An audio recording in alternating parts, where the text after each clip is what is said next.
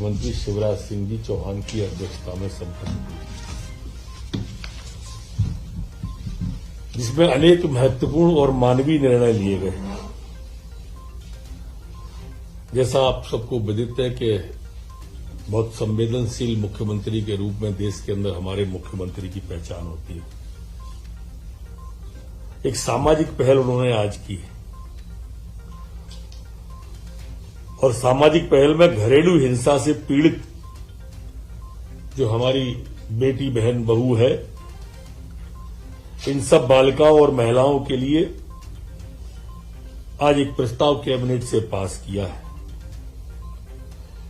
इस घरेलू हिंसा में अगर नातेदार जो ससुर कहलाते हैं, देवर कहलाते हैं, इस तरह के नातेदार भी शामिल हैं, अगर वो घर में प्रताड़ित करते हैं, तो अगर वो हिंसा में 40% की क्षति हमारी बेटी बहू बहन को होगी तो 2 लाख रुपया, इससे अधिक होगी तो 4 लाख रुपया, और उसके न्यायालय में जो प्रकरण रहता है तो उसके आवागमन का पूरा खर्चा, उसकी व्यवस्था, उसकी इलाज की पूरी व्यवस्था, ये सब दिया जाएंगे। और इसके लिए हमारे यहां पर कलेक्टर को अधीन आवेदन पत्र देंगे, पुलिस अधीक्षक, सीएमएचओ, स्वास्थ्य और महिला बाल विकास अधिकारी ये इस व्यवस्था को देखेंगे। दूसरा जो महत्वपूर्ण निर्णय है वो नगरीय क्षेत्रों के अंदर, जैसा पहले आपने मुख्यमंत्री भू आवासीय योजना देखी होगी, कमोबेश वही नगरीय क्षेत्रों में शासकीय भूमि के धारकों को धारणाधिकार लेने का अधिकार दिया गया है। यहां मैं यह खोलना चाहता हूं कि जिस मकान में वो रहते हैं, अगर उसमें उनकी वो दुकान भी चलती है तो उस जो दुकान है उसका भी अधिकार, उसको धारण करने का अधिकार इस नए नियम के अंदर दिया जाएगा। इसमें जो गांव की आबादी की भूमि में रहने वाले लोग हैं और उनके पास में स्वामित्व का दस्तावेज नहीं है, इसके कारण से उन्हें बैंक में लोन लेने की और अलग अलग प्रकार की अनेक कठिनाइयां होती हैं। इस कठिनाई को दूर करने के लिए 22 सितंबर 2020 में भी एक आया था, एक 24 सितंबर में आया था, और उनके क्रियान्वयन में भी अब भूखंड का आवासीय, व्यावसायिक, वाणिज्यिक मिश्रित उपयोग किया अगर वो व्यक्ति कर रहा है तो उसे प्रीमियम और भूभाटक की गणना आवासीय योजना अनुसार व्यावसायिक, वाणिज्यिक उपयोग वाले भाग पर आवासीय दर का 120% प्रीमियम और आवासीय भूभाटक देने के बाद उसे दिया जाएगा। और इसमें पट्टे के क्षेत्रफल को भी पृथक से अलग से लिखा जाएगा। मिश्रित प्रयोजन वाले को एक ही परिवार द्वारा 2 अलग अलग स्थानों पर एक आवासीय और एक दूसरा व्यावसायिक भूखंड उपयोग किया जा रहा है तो उसे 2 पृथक पट्टे दिए जाएंगे। एक परिवार को केवल एक बार ही लाभ दिया जाने का इसमें निर्णय लिया है। देय राशि के भुगतान की अवधि में वृद्धि चाही गई हो, वहां अवधि पूरी होने पर बकाया राशि को भू राजस्व की बकाया के रूप में वसूल किया जाएगा। एक बहुत महत्वपूर्ण निर्णय हमारे मध्यम वर्ग के लोगों के लिए यह लिया गया है।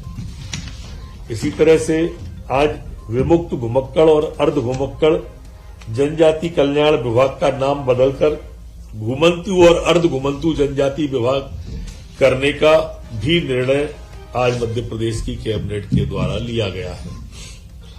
हमारे मंत्रिपरिषद के द्वारा जो विभिन्न वर्गों के उम्मीदवार जो प्रोफेशनल एग्जामिनेशन बोर्ड द्वारा आयोजित परीक्षा में सम्मिलित होते हैं के द्वारा परीक्षा में प्राप्तांक में 5% अतिरिक्त अंक प्रदान किए जाने का निर्णय आज मध्य प्रदेश की कैबिनेट के द्वारा लिया है और इन वर्गों के लिए अधिकतम आयु सीमा 55 वर्ष निर्धारित करने वाला भी निर्णय लिया गया है। ये मैं और इस खोलना चाहूंगा इसे। ये वो लोग हैं जो हमारे अलग अलग विभागों में काम करते हैं और परीक्षा देते हैं, हमारी शासकीय सेवा में है और वो अपनी परीक्षाएं देती हैं, उन वर्गों के लिए है। इसी तरह से नगरीय क्षेत्रों की शासकीय भूमि के धारकों के धारणा के अधिकार के संबंध में निर्णय मैंने आपको पूर्व में बता दिया है। एक अन्य निर्णय में जो विशेषज्ञों के कुल स्वीकृत पदों में 25% पद सीधी भर्ती से भरे जाने के संबंध में मंत्रिपरिषद के निर्णय के उपरांत जो शेष 75% पद स्वास्थ्य विभाग के, लोक स्वास्थ्य और परिवार कल्याण विभाग के बचे थे, उनकी पूर्ति की कार्यवाही के संबंध में भी आज निर्णय लिया गया है। हमारे भोपाल गैस त्रासदी और राहत और पुनर्वास विभाग के अंदर जो आयुष्मान निरामय योजना थी, जिसमें 5 लाख तक का इलाज होता था, उसमें भोपाल गैस पीड़ित के बच्चों को भी सम्मिलित किए जाने का आज मध्य प्रदेश की कैबिनेट के द्वारा तय किया गया है। ये जो मध्य प्रदेश की सवा सिलेंडर प्राइवेट लिमिटेड उज्जैन औद्योगिक क्षेत्र मक्सी रोड पर जो था भूखंड, उसे 9.86 करोड़ की स्थायी पूंजी निवेश के द्वारा लघु सूक्ष्म और मध्यम उद्यम विभाग के द्वारा 7 क्यूबिक मीटर का डी टाइप गैस सिलेंडर निर्माण के विस्तार के लिए भूखंड देने का आज मध्य प्रदेश की कैबिनेट ने तय किया है।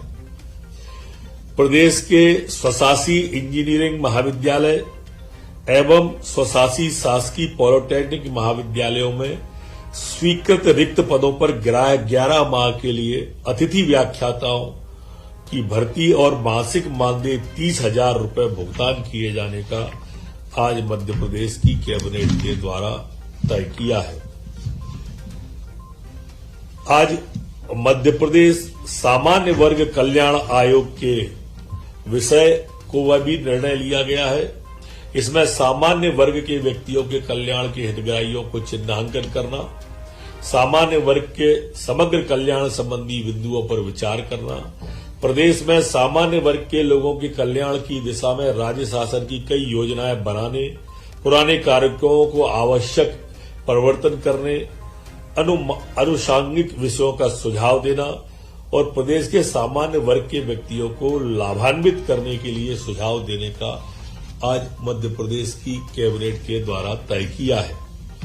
लोक परिसंपत्ति प्रबंधन विभाग, राज्य परिसंपत्ति एक समिति के गठन का निर्णय, ये अपने आप में एक अलग प्रकार का निर्णय मध्य प्रदेश की सरकार ने लिया है कि एक ये विभाग ही अलग से बना दिया है। वो विभाग हमारे राज्य के अंदर की परिसंपत्तियां, हमारे राज्य के बाहर की जो राज्य सरकार की संपत्तियां हैं और उनसे क्रियान्वयन और उनका उपयोग, ऐसा बहुत सारी कंपनियां, इसके बहुत सारे काम इस कंपनी में देने का तय किया है। इसकी शेयर पूंजी 1,000 करोड़ रुपए और प्रदत्त पूंजी 10 करोड़ रुपए रखी जाएगी। आज परिवहन विभाग सुसावरा की जिला मंदसौर स्थित सुसावरा बुकिंग ऑफिस पर संपत्ति की नीलामी दुकानों के संबंध में जो बोली आई थी, एक्चुअली रुपए 2 करोड़ 14 लाख को मंजूरी दी गई है। नरसिंहपुर बस डिपो की परिसंपत्ति को 19 करोड़ 99 लाख 99,999 रुपए में देने का आज कैबिनेट के द्वारा तय किया है। आज मध्य प्रदेश की आबकारी नीति जो मध्य प्रदेश की है, उसको भी 1 अप्रैल 2022 से 31 मार्च 2023 तक जो प्रस्तावित थी, उसको आज अनुमति प्रदान कैबिनेट के द्वारा की गई है। इस प्रस्ताव में उप दुकानें खोलने का प्रस्ताव था, जो कि माननीय मुख्यमंत्री जी के द्वारा आग्रह कर दिया गया है। नई दुकानें नहीं खोली जाएंगी और एक जो पुराना था बॉटलिंग फीस का, वो यथावत ही रहेगा। जो कोई भी चेंज पुराने बॉटलिंग फीस में नहीं करने का तय किया है। अनेक निर्णय इसमें और भी लिए गए हैं, जैसे कि 50,000 रुपए वार्षिक लाइसेंस फीस पर होम बार लाइसेंस 1 करोड़ तक की वार्षिक आय वाले व्यक्तियों को दिया जाएगा।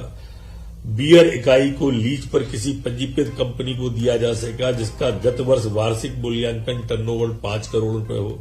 बोतलबंद मदिरा के परिवहन वेस्टेज की सीमा कम किया जाकर कांच के लिए 0.25 और पेट के लिए 0.10 की जाएगी।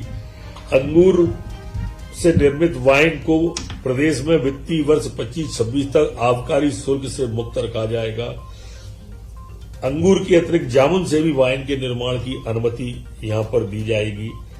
भोपाल एवं इंदौर में शासन द्वारा निर्धारित मापदंडों के आधार पर माइक्रो ब्रेवरीज खोली जा सकेंगी।